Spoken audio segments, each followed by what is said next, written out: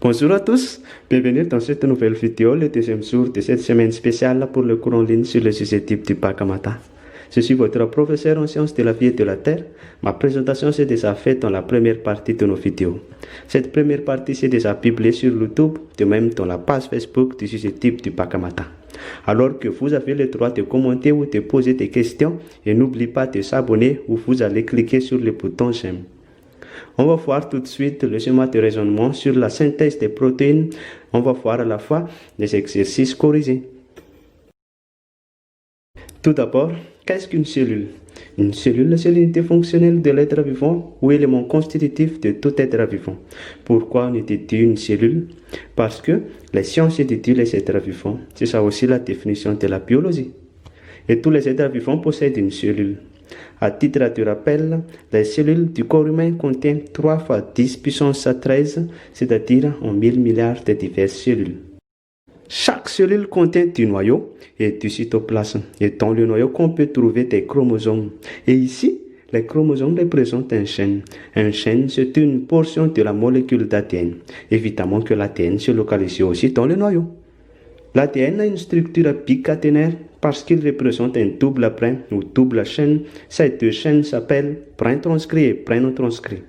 Ce brin transcrit d'ADN appelé aussi codon, tandis que l'ARN a une structure monocaténaire, c'est-à-dire un seul brin appelé aussi codon.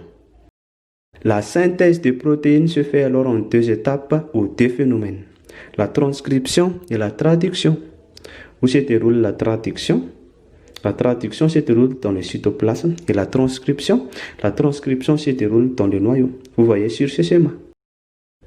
Tout commence dans le noyau avec un gène qui est une portion de la molécule d'ADN. Le problème, c'est que la molécule d'ADN est trop grosse et ils ne peuvent pas sortir par le port nucléaire du noyau, d'où la nécessité de l'ARN.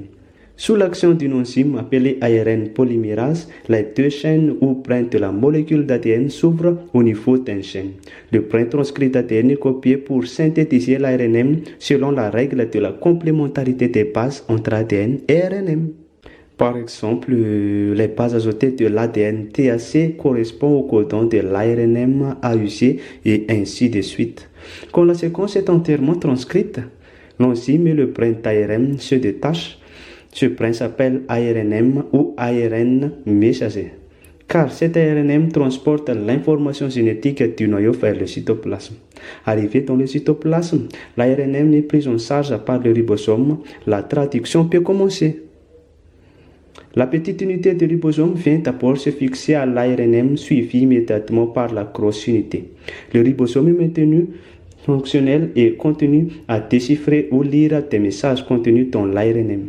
L'ARNT vient de s'installer sur les ribosomes et la triplette nucléotide de l'ARNT s'appelle anticodon, alors que l'anticodon est complémentaire du codon de l'ARNM. Vous voyez sur ce schéma que le codon initiateur de l'ARNM AUG correspond au l'anticodon de l'ARNT UAC. L'ordre de séquence de l'ARNM permet l'assemblage des acides aminés dans le cytoplasme grâce au code génétique.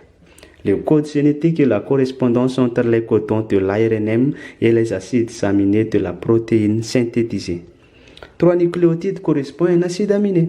À l'exercice, si vous avez rencontré le codon stop ou codon arrêt, vous devrez effacer des liaisons peptidiques.